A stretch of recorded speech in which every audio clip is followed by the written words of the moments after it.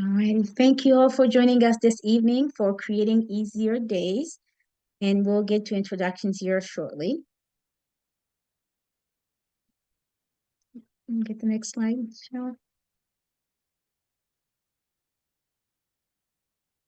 Trying to get it to cooperate. And I can talk while she's doing that. So I'm Shu Allegra. I'm the program manager for the Philadelphia Family Support Projects, which I'll talk about in a little bit um, here. But I'm also a caregiver. I have three children who all three have autism, but we also have other diagnoses in the house like cerebral palsy, Klinefelter syndrome, ADHD, bipolar, um, OCD, and asthma, and all the list of the alphabet soup of diagnoses keep going on. But my kids are who got me into this work initially, but I also identify as a person with disability. I have a chronic illness myself, who that genetic condition that actually impacts all my organs and joints, and because of that, I'm now a wheelchair user. So the things I'll be sharing here today is yes, no, even as George joins in, it's what we learn, not only what we learn for education per se, but also what we learn through just living this life here. So we bring that both the personal and professional hats with us, if you want, as we discuss here today. I'll pass it to you. So my keyboard wants to be difficult, so I'll see if I can remember to press this button here. Okay. Can you guys see it? Yes, yes. Okay. So I'm Sherelle Robinson, a family navigator for the Systems Navigation and Trauma Informed Care programs with Vision for Equality. I have done this work previously in social work, but also as a counselor, worked in the legal sector as a support person, and also just basically as an educator with different age groups up to adult learners. And I've seen a plethora of different abilities. I'm also a mother to two, and one is neurodiverse. She is a toddler with presenting with autism, as well as some medical issues with seizures and GI issues and feeding issues, well, challenges, people like to say. Um, and some challenges with language and things like that. But my teenager is neurotypical. So she was the trick baby that made me think nothing would ever go wrong or be a challenge. So my youngest brought me into this a little bit more full throttle than I already was. I've always been an advocate for individuals with different abilities, especially children. Because of being an aunt to over 30 something nieces and nephews and great nieces and nephews, and being an educator, I've seen so much. So I'm currently a caregiver, and I was previously a caregiver to my father, my late father, who just passed about 2 weeks ago. And I would, give chemo injections and things like that to him. So I empathize in a different way with caregivers, given that personal experience.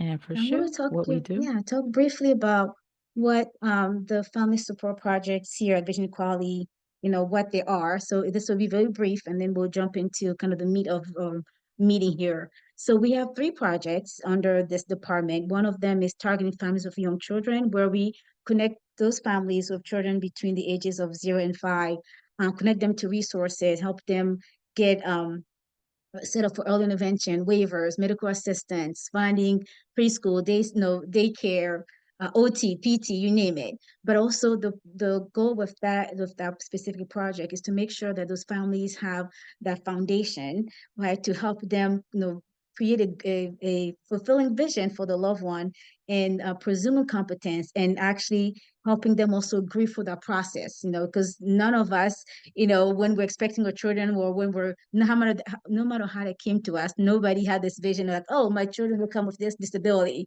and I'm going to deal with this, right? So there's a lot of grief that also comes, especially at that young age. So that's what our Birth to Five project, the one targeting families of young children, actually does. And then the next project I was talking about is the system navigation. This one is for all families with loved ones of all ages. So we pair you with a little program, actually, or peer based. So all of us here are caregivers. So we know, we live this life that we support others around. And so we pair you with a family navigator here, like Sherelle, and then help you with some of the similar things that I discussed for the Birth to Five, whatever resources and support and services that you need for your loved one to have a meaningful life. We help you connect with those resources, but also help you learn how to navigate those systems of care for yourself, whether it's educational, behavioral, developmental, you name it. And at the end, we want families to feel less isolated so that you're connected, you're supported, you don't have to do this journey by yourself. And then that last one, the last project I want to talk about, it's our trauma-informed care project. With this project, we recognize that caregiving is not just a long journey, but it's also an emotional journey, that it actually takes a toll on us mentally, physically, psychologically, right? Emotionally, and so forth. So we want to make sure that caregivers are supported as you're supporting your loved one. And part of the project, the trauma informed project work looks around like trainings like we're doing today. So workshops around different aspect of the caregiving journey and things that can be stressors for us and how we can cope with it, how our resources available for that. We'll also have some, someone was mentioning about that. So actually right after we're done with this training here, there's a support group at 7:30, and I'll be sure to put that link in the chat here shortly. So if you want to join us for that, you're welcome to join us as well. And then there's just peer-to-peer support. Sometimes we have a bad day and we just need someone who gets it to actually hear us out. And you can actually call and talk to one of us on this team here.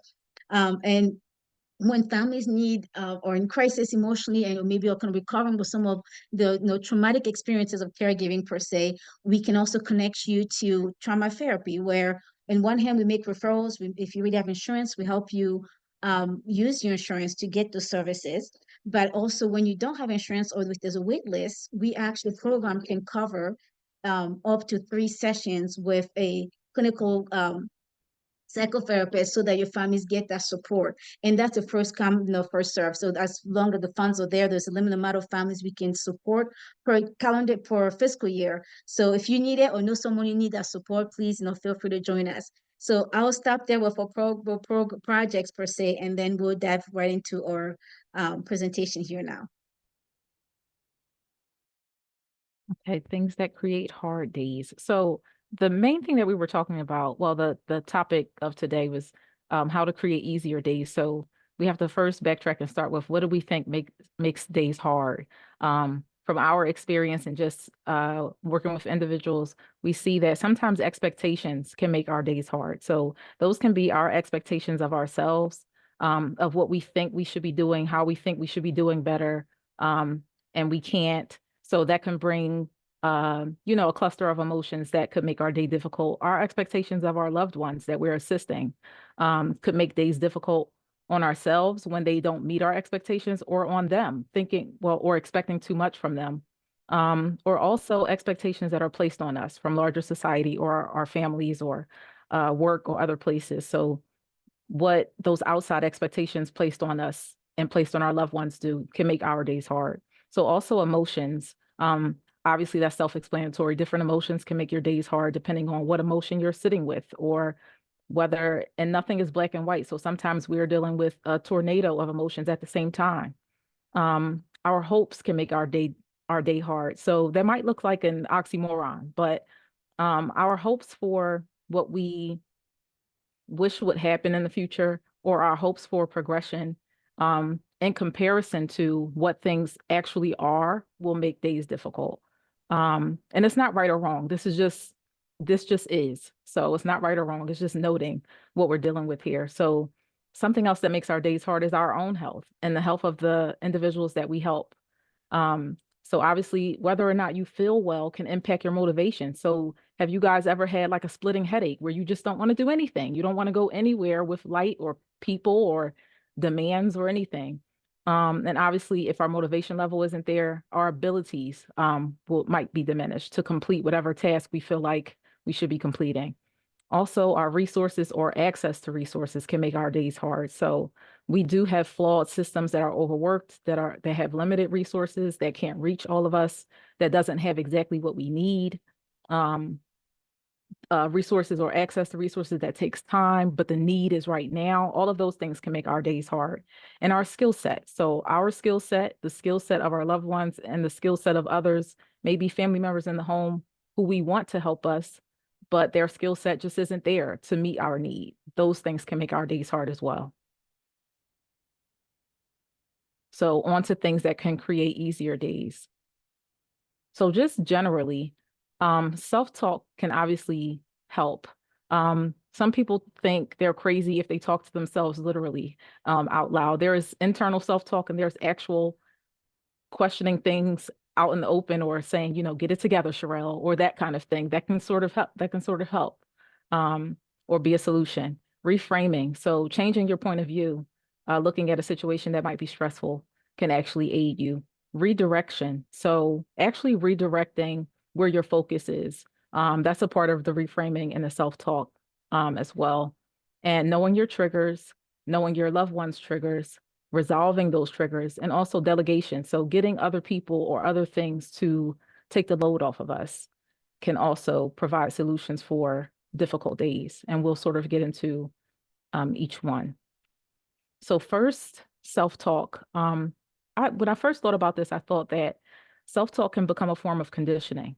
So whatever you constantly approach yourself with over and over again, you're conditioning yourself.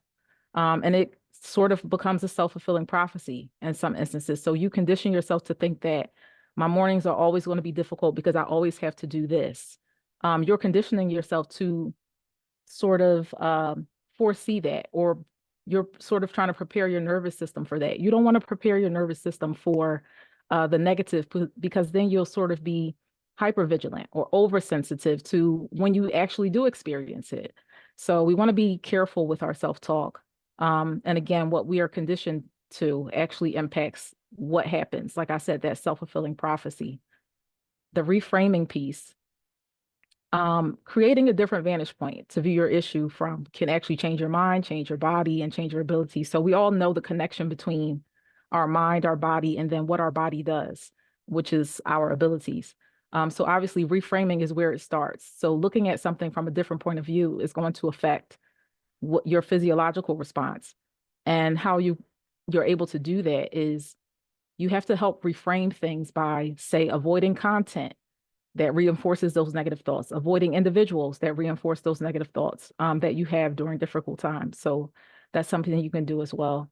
Redirection. So this is the action step taken after reframing the challenge that you're facing. So you have the self-talk, you reframe it so that you can view it from a solutions-based mindset, and then you redirect yourself to a new action that's going to actually have a positive thing come out and happen.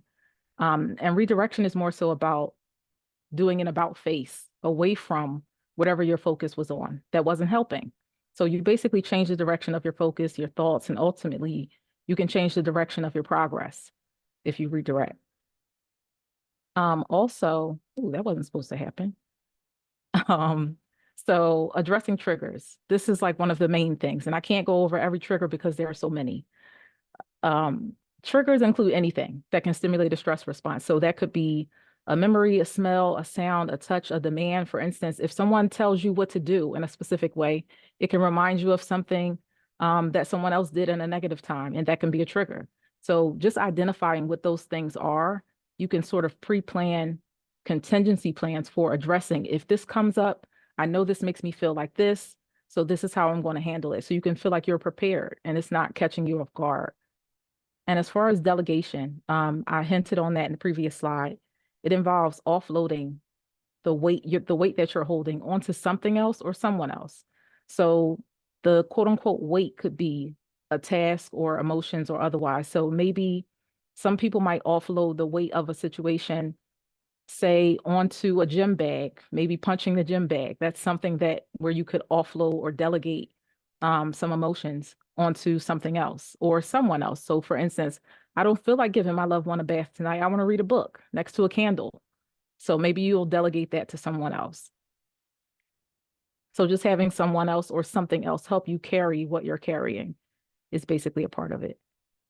And you'll get to beating negative self-talk. Definitely. Thanks for kind of introducing us to all those concepts here. And I don't know about you, but I know in my caregiving journey, I've had times where I'm just like, yeah, I should have done better. This could have been better. But I feel so weak. I'm screwing up everything that no that comes my way. And sometimes we use terms that and words, in general, that are not uplifting. right? And I know that in the moment we're just like that's the thought that comes, and then that's how we feel it, and then the words comes out.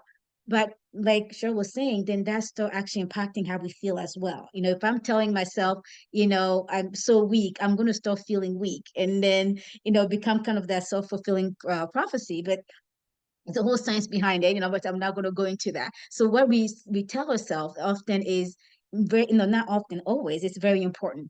And I found that even in my own journey and journey of many caregivers that I've supported, it's not always what we're going through. It's what the stories that we tell ourselves about what we're going through that actually end up making our day harder or easier. I can go through the exact same thing in 2 different days, and I handle 2 different ways, and I feel 2 different, completely different ways as well, right? It would be the same situation. It could be, for example, my son, my youngest one, now wanting to put his shoes on to go outside. Well, we have to go. And there's days where I feel like I have a little more patience for that. There's days where, because of, again, we'll look at that in a little bit, my triggers, and take care of ourselves. And the days where I just like, oh my goodness, and I can't control, I can't manage this, 10-year-old, I should know better. I've been dealing with this his whole life. Why can't I make this happen? Right. And then when I start talking to myself like that, I start feeling defeated already, compared to when I'm giving myself grace, where then I can feel a little more empowered to address the situation. So when this negative self-talk, you start going through that, the process, if the cycle of, of negative self-talk, maybe start with pausing first, like, just pause, and then take a moment to actually even acknowledge what's happening, right? Something happens so quickly that we're never conscious that we're already in there until we go to this rabbit trail. It's like, oh, how did I get here? Right? Whenever you're able to catch yourself, I encourage you just, take a moment, pause, and then start questioning, right? Questioning that thought that you actually are thinking, that thought that, the talk that, that word, that sentence, that phrase that you're telling yourself, right? Is this true? Is this always true, right? Is this, if this didn't apply for this situation, right? And then we're going to do what Cheryl was talking about, reframing it. So with reframing, it's not ignoring that it happened. It's acknowledge that it happened, but then choosing, intentionally choosing to look at it differently. Right? It could be the exact same thing. Yes, the 10-year-old is not getting dressed. He's going to put his shoes on. Something we worked with this for all these years. OT and PT all help with this. Why are we still dealing with this?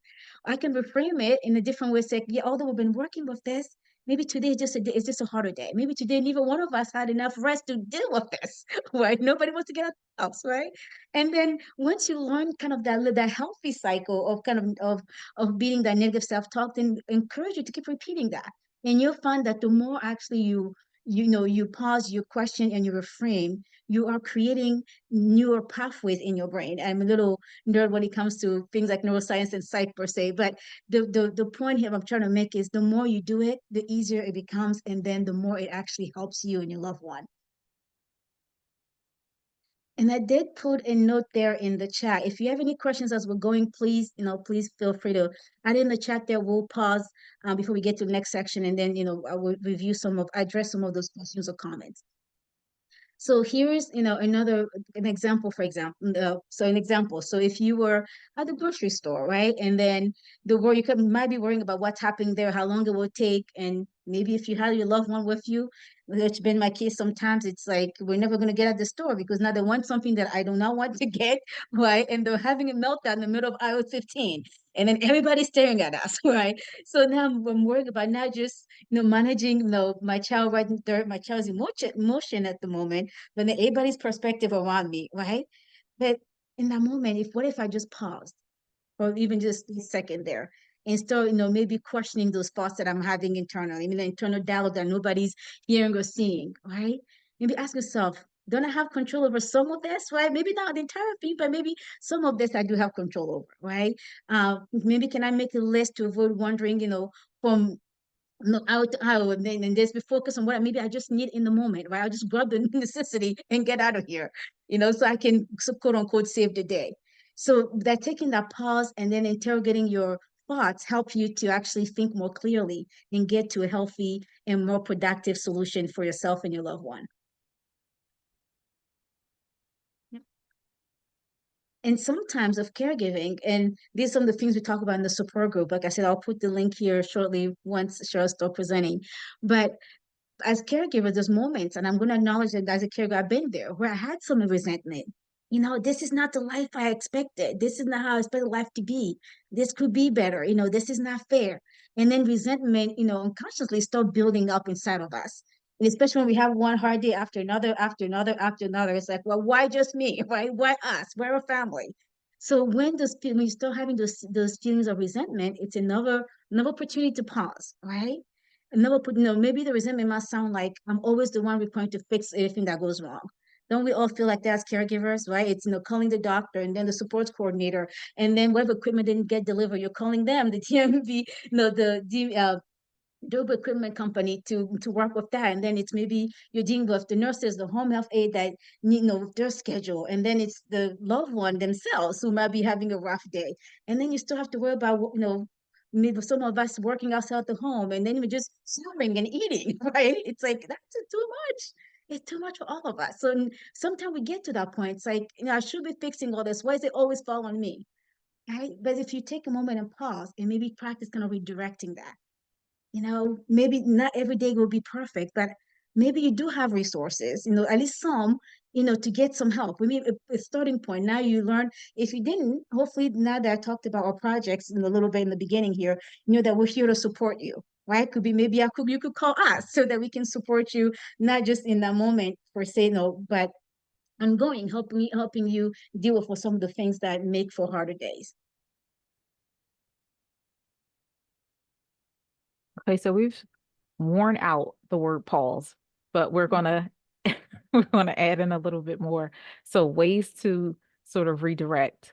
Um, One of them that I learned about was like meditative walking. So uh, meditation is sort of like, the buzzword that's still going on. But I never thought to do a meditative walk. So meditative walking involves actually selecting a theme to meditate on during the walk. And I think that's tremendous with what it can help you refocus, like we've been talking about, redirecting and reframing and changing your self-talk, changing what you're focusing on. And a meditative walk can do that. So for instance, the theme of your meditative walk may be, I'm going to see where I can identify the different flowers that I pass in my walk if I'm taking a walk through the park. Just having something to focus on so that this walk was supposed to be about you. But if you're thinking about, oh my God, I forgot to call the nurse. Oh my God, I'm supposed to pick up the script and it's like 6 o'clock. That's where our mind goes as caregivers naturally, because that's what we've been conditioning ourselves to. So we have to recondition ourselves to actually have our moment be for us. So selecting a theme during, say, your own meditative walk is one of those ways you can do that. So something else is to some other ways to redirect resentment from what Shu was mentioning. So sometimes it feels like we're trying to decide what it is that we can focus on. And the way to redirect resentment is to make conscious choices. So just being conscious about what we're actually selecting because we have that power. So just remembering our power and ways that we can do that is avoiding content or individuals, like I said, that reinforce the negative thoughts that you believe in during tough times. So if we're really vulnerable at this moment because we're feeling resentment, say we look online and somebody's life seems easier than ours, or they have the support that we've been waiting for and we still didn't get it and we're struggling. So we might resent that someone else has it. Um, Avoiding those comparisons or those social media moments where we're mindlessly scrolling, or individuals who might not mean any harm but love to brag. Avoiding them during these tough times can help you, and that's a conscious choice to avoid those things. It's conscious choice I'm speaking of. Is something that can really help with that resentment. Perhaps setting a time every day where you might disengage. That's a conscious choice. Looking for the positive relentlessly. So not just passively saying, um, I'm glad I have some resources. Be relentless and grabbing hold of the happiness that you want. Empathizing, but not over empathizing. So what I found was that in a study in 2013, it said that something that causes distress is actually over empathizing. So taking on our family members' feelings as our own, it actually removes our ability to nurture them, and it removes our ability to allow them to problem solve because we want to take over everything for them. A lot of us are mama bears. A lot of us are just caring individuals, and we tend to fall into that. So not over empathizing. Separate your loved one as a person from the act that they stress you with. So they are not their behavior. So just remembering that in those instances, you won't resent. Why do I have to deal with a difficult child? Why didn't I have a father who doesn't refuse to take his medication, separate their action from them as a person. And also avoid assumptions. So basically, being able to turn down your feelings a notch so that you can self regulate when times are difficult.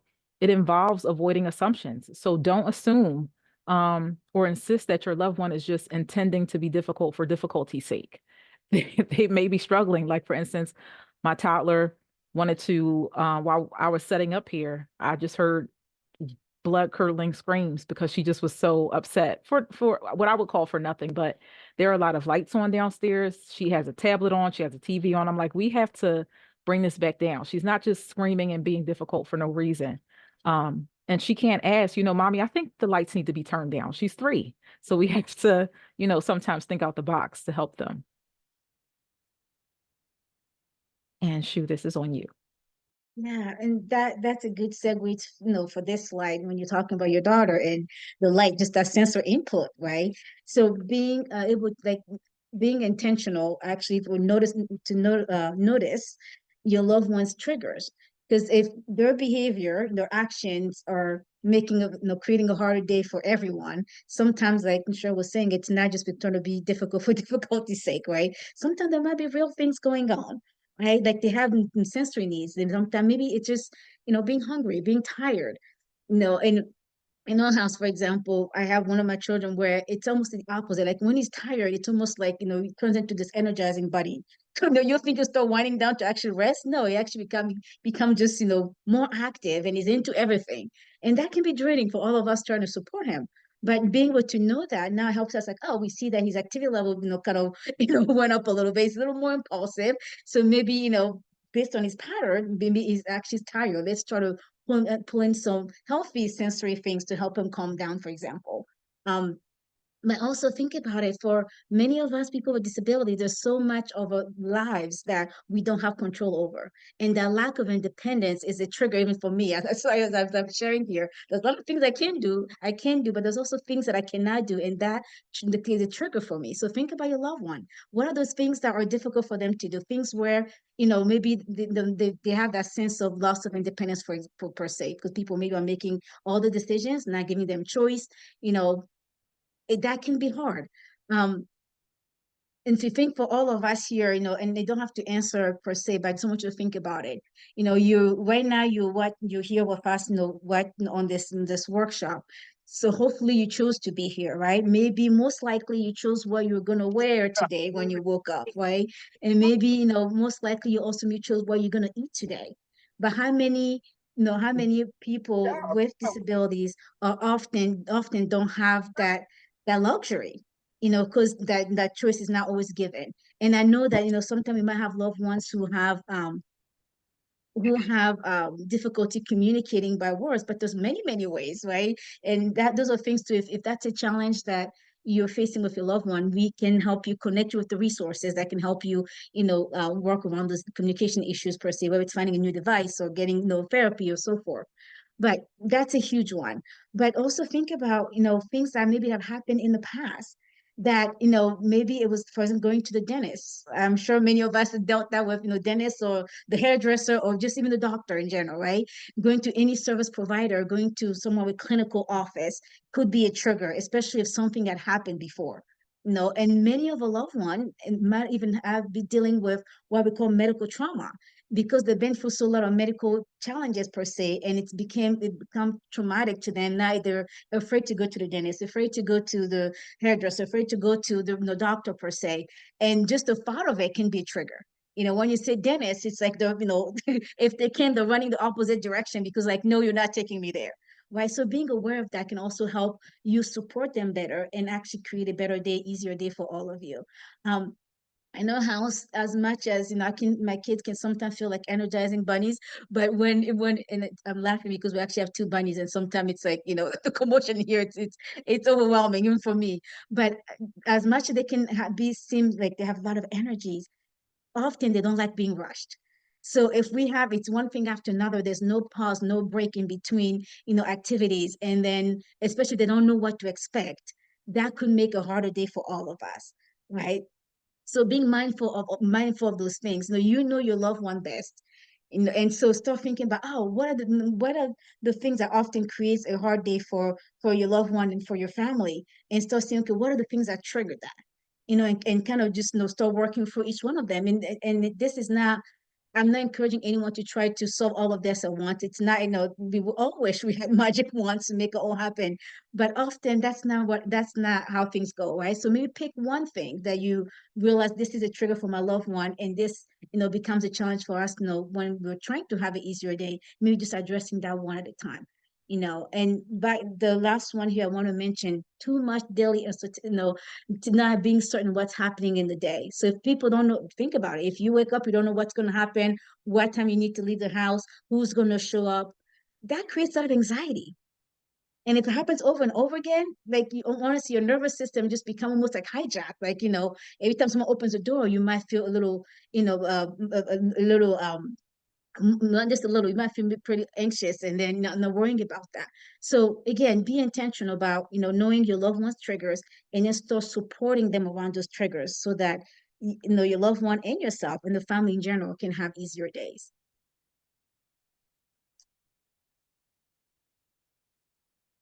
Okay, so just going into just a little bit more, a few more solutions regarding your loved one's trigger. So just like I won't mention all of them, but just like Shu mentioned, for instance, if there's an issue with hunger, or uh, they get hangry, um, hungry and angry mixed together, or dehydrated, or tired or sleepy, just plan for, say, quick reach items, or for instance, with the rushing, maybe something that I like to use is chipping away at bigger tasks so that I'm not rushing. Um, because that obviously, if sometimes it's our feelings can be contagious. So as the caregiver, if we're rushing to do certain things, as well, they might feel that. And I know my toddler, who has autism, she tends to do that. So I'm like, come on, you got to put your foot in. And she's like, put your foot in, because she has echolalia. So she'll just repeat, and then she'll also take on my emotions. So I have to be mindful of that.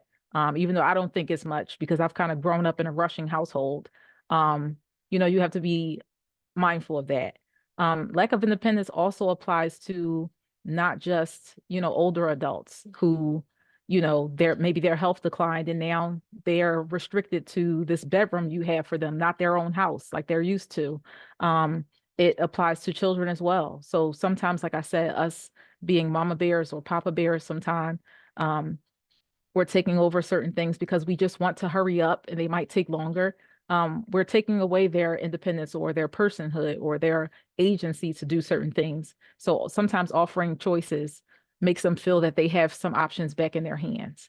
So something like that would be helpful. I know that stimulation, so I'm not considered neurodiverse, but I know that being around this organization dysregulates me. So that usually I might be a little bit more grumpy if I feel like, I have all of these things on my to-do list, but I don't have time to organize the home to what I want it to be to feel comfortable. And then, that starts the sort of domino effect. And something that I noticed this particular thing coming up as a trigger for me when I had my daughter, because there is an 11-year gap between my two children. So we had a quiet house for 11 years before a toddler who was crying so much because of sensory issues, or just making noise because she was stemming.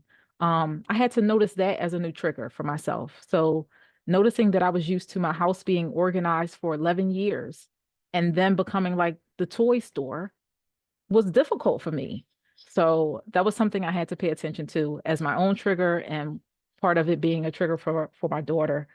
Traumatic stressors. This is a huge one, that I think needs to be highlighted, because sharing social stories seems to be something that a lot of caregivers talk a lot about being helpful. So for instance, I'll give my daughter as example again. Um, she was very fearful of brushing her teeth. I'm not sure what aspect of it was difficult for her, the sensory piece or the demands hearing the water. I'm not sure. But I would constantly over time just tell her, yeah, we're going to do, brush our teeth before we do this and go to bed, or use visual schedules, or tell her, yeah, we're going to get this toothbrush and we're going to stand here, just explaining certain things. And, um, giving her some options as to what she wants to choose to do in those instances. And also, I've done that with the doctor's office, just explaining what we're going to see, what we're going to smell, what the doctor's going to use, what we're going to do after that, how we're going to have our blanket with us so we can feel comfortable. Just those are a part of social stories. And that is a means of pre-warning them to sort of prime their nervous system. And that helps you if they feel calmer. So that is also a form of consistent, gentle exposure. So if you're exposing them to what they're stressed about through social stories, that's low maintenance. You're just giving them a story. You're not taking them to the doctor's office and saying, get your fear out. This is a gentle exposure to something they're stressed about to de-stress them. Um, and that helps a lot. And again, with the having too much daily uncertainty, using timers is really helpful. I don't think it matters the age. And hanging a visual schedule also makes people feel like I can add something to my schedule if I want to. That makes them feel a little bit of agency as well.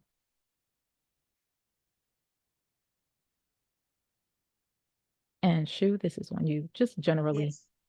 Yeah, thanks again for for sharing that. And I was thinking as you're talking about social stories, we've done that as well, and even using YouTube. There's actually, if you just type in social story for going to the dentist or getting a haircut, you'll find a lot of those on YouTube. So if you have a loved one who's very visual, so sometimes just seeing it, see like watching it, if you want, can also be helpful. It doesn't have to be something that they can read, but you can do both.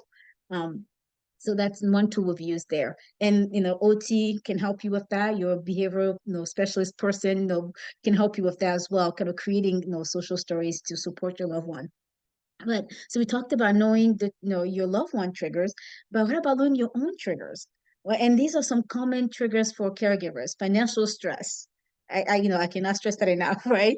That's usually a big one for all of us, because caregiving again impact our time. Just we don't have much time to begin with, to do everything else we wanted to do, including things that can generate some income, right? But also caring for someone with a disability or chronic illness is also very, very, very expensive. Not everything is covered by insurance. Like in our house, often we talk about how we love to do a lot of things naturally. So we do a lot of, supplements and things like that. That's not covered by insurance, so that then it's an extra, added expense, for caregivers. But also lack of support. So many of us as caregivers live this isolated life because one, we might have people around us, and sometimes people who are there don't always understand per se, like family and friends, and then people who understand are there because it's part of the job. That's the therapist, the nurse, the aide, right? The teachers. And so that alone can be a trigger as well. Come feeling like you always, everything falls on you, you're all by yourself, nobody gets it per se. But then when we're getting all these services that come to a house, it's invasion of the space. Your house becomes the hospital, your house becomes, the daycare, your house becomes everything in between. And then you don't have that privacy anymore. The intakes happen there, the support coordinator come there. It's like, yeah, is this my home? Is this a social service agency, right? That's caregiving impact us in all those ways. But also then to that feeling of kind of life just passing by, it's like, oh, now it's 2024. But I don't know about you. I have goals that I had in 2023 that didn't even happen, right? And then like, oh, how did we get here? Now my youngest is 10. Feels like it was just yesterday that I brought him home. Right? It's like, we're so busy in the caregiving role, and naturally so, that it seems like honest life is just passing us by. And sometimes we even forget ourselves or lose ourselves per se, caregiving roles. um and then trying to do it all, and one, because we love our loved ones, we love them dearly, we want to be able to give them everything and more, so we're intentionally trying to prove of ourselves over and over again to be able to support them. And I don't know about you, but as a caregiver, I've been there where I had this mindset: nobody can do as well as I can, nobody can support my loved one as well as I can. So then I put extra pressure on myself to do certain things. Well, guess what? That then start triggering my own stress. So these are just a few of triggers that are common to caregivers. And if any of this resonate with you, I encourage you, maybe put it in the chat there, and so that just to make a point that you're not alone. So that this is something that impacts all of us. Well, I'll pass it to Sherelle to talk more about how we can address those triggers. So just with knowing your triggers, obviously you can move into the action piece to actually begin helping yourself. So with financial stress, creating spending plans. So budget, the word budget is like a curse word to a lot of people. So we like to use the word spending plans sometimes to take the edge off or the connotation. Um, Obviously, we all know things could be better if we increase our income. That's like self-explanatory, but trying to figure out ways of how um is really important. And some of that could be investing. So even with like there are really simple ways to where you might put your pennies into little I think they're like online savings programs. So like for instance, one app is Robinhood, another is Acorns, and I'm not getting any commissions from these people, but just mentioning that you can use some of them um, to, have some extra spending money for different things, say like Shu mentioned for different herbal stuff or supplements. It might not be a lot, but just those are ways that could help. And supporting a social life. So socializing outside of your box. So um, part of that could be doing something that you don't typically do. Now we push ourselves a lot with different things as caregivers, but we have to if we really want to feel anything different, we have to do something different. So just like that adage is, you can't expect something different if you're always doing the same thing. So meeting other caregivers, utilizing respite resources, an online book club or starting one, social meets. One organization I think had a speed friending for caregivers. So, I mean, just do something that you've never done before. And I have to take my own advice. I probably registered for two or three and I haven't gone yet. Um, but definitely that is something that I think we should pay attention to. Invasion of privacy is huge. So this was huge resonating with me because like I said, I had one child for 11 years and I was used to her being really social and going with her grandmother and things like that. So now having someone who literally I might wake up and they're on top of me, my daughter, like that's huge. And I'm not the only child, but I'm the youngest of six. So I was the last one home. There was nobody else there. So this one resonated with me in so many ways. My daughter definitely taught me to not just tolerate, but just incorporate others into my space in different ways, but identifying that I do have the power to set boundaries or to not feel guilty. It's easier said than done, but it is something to latch on to. So if you feel like someone is always walking in, someone's always around, you're in a heavily populated community, say where there aren't a lot of single family homes, there are a bunch of apartments, or um, think of dealing with crowded commutes, or you're working in a space that's an open floor plan. All of these things can be triggers because you're so everywhere at home, work, in the community, there's always someone there. And it also was said in a study from an environmental psychologist that actually privacy is known to be a fundamental human need. So that please use that information as verification that you should not feel guilty for wanting your own space. It's a fundamental human need. And also, it said that we can't control the amount of sensory information that we're forced to take in. So we experience stress. So it's truly up to us to make a change because we can't control, like, for instance, that I have traffic going down my street all times of the night or anything like that. Also, life passing you by. You don't draw a hard line in the sand to signify you time or activity. So, like I said, making that meditative walk specifically for you, time at the gym specifically for you. Um, you have to draw those lines in the sand. Eventually, you'll get tired of being sick and tired, and you'll do it. So lastly, speaking about doing it all, you have to have limitations and recognize the abilities of others. So we have to understand our weakness in ourselves sometimes. Sometimes it might be a trauma response that you do everything on your own because you don't want to rely on others or feel vulnerable. But you have to recognize that other people have strengths too. Um, and perfection is impossible. So that's another piece. Um, to not put unfair expectations on yourself and remind yourself that you're not obligated to resemble anyone else in their personality and their body type and appearance and performance as parents. You're not responsible for doing that. So just be you and try not to do it all. and burnout. I think this is for me too. So just trying to go through this really quickly. Um, this is sort of how burnout builds up, even in the brain. So the bottom of the brain is where the emotional piece is. I'm a neuro nerd as well, Shu. So high five there. But it starts with regular stress entering your life daily, and then it becomes toxic on the body. Like I said, that stress comes and you have physiological responses. Then it continues. Then you continue to be pushed but not helped enough. So you're pushed a lot and not helped enough. That's a typical thing with caregivers. Then those stressors that you've experienced and that keep being pushed on you become cemented, and then you burn out. So understanding where you are in this sort of burnout pyramid is increasingly important, if you want to finally, reach a point where you can have more control. So some of the symptoms are to the left, like being overloaded or disengaged.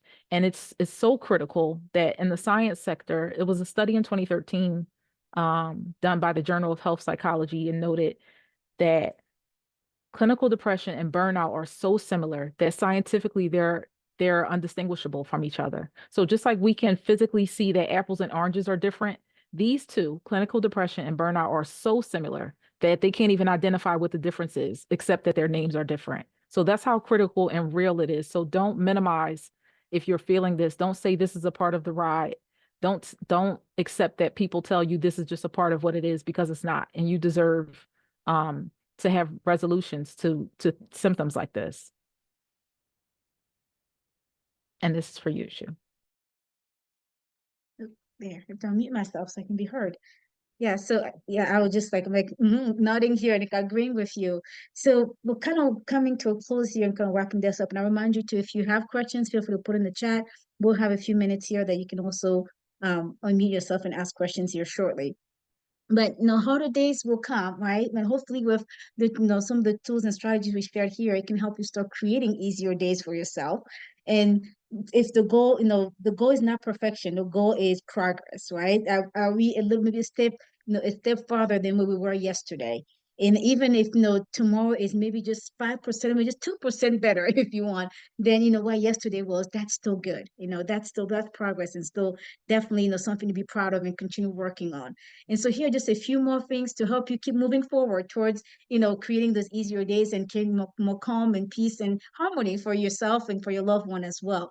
So identifying what exactly is difficult, right? So sometimes we feel like it's just a full day, like everything is just hard, which it feels like that. But if you take the time to pause and reflect on it, you might figure, oh, maybe it was not everything. My day was harder, but it was maybe these one, two, or three things that actually made it the most difficult. Right. And journaling, I love, love, love to journal. That's something that's, I always have a journal with me, my purse, and my, my nightstand everywhere, because that's how I process the most. So taking time to even just, writing down those thoughts, those things, those thoughts and feelings, that instead of carrying it to bed with you, for example, and then, bring it up the next day, it's still have you on your mind and on your heart. So that's a good way to release it, help you way to release it. Also monitoring just how you're feeling in your body, right? Am I a little tense? For me, when I get stressed, like it starts with my neck. Literally, my neck, I have neck issues to begin with, but it get worse where it's hard to even turn my neck one way or one direction or another. So, just kind of monitoring that, is my heart rate going a little faster, right? Am I hungry? Am I tired? Maybe I just need more rest. Maybe I need something to drink, something to eat, so that I can feel a little more refreshed and stronger to address what's coming ahead of me here. And we talk about identifying your triggers. So knowing yourself, that self-awareness is huge. If I know what gets to me, what presses my button the most or the fastest, then I can start, giving myself more of that support and taking care of it. But also being intentional about your own self-care. And I know self-care is another one of those buzzwords. And as caregivers, like, when do I have time? Well, we'll encourage you, and that's something we can talk about during the support groups as well. And we do talk about it, is how to be creative in a way where you give yourself self-care while still caregiving. Sometimes it's making self-care a family affair where everybody gets involved, so that it builds accountability, but also makes self-care a reality for you. And we talked about identifying your loved one's triggers. Here's nothing you can also do, in addition to and acknowledging those triggers, is like, are you setting some daily positive reminders for yourself, right? How are you talking to yourself? That self-talk that we talked about. How are you talking to yourself? Even to coach yourself through some of those triggers that your loved one has, right? So those are good ways that you can help your mind to be strong as you're dealing with the stressor at hand. Right. And the last one here, they want to leave you with carry out plans with all resources available. So, think outside the box. Sherelle talked about that already, right? So sometimes it's not just what's in front of us. Maybe it's not always what we've always done. It's like, who else can help me? What else have I not thought about? Who else might have a different, strategy, opinion, resource, tool so that can help me in this situation? As I said earlier, if we can be of any support, you can go to the next slide, Sherelle. Definitely, reach out to us. We're here to support you and your loved one in any way we can, whether it's connecting to resources and or just with your own the emotional toll of caregiving.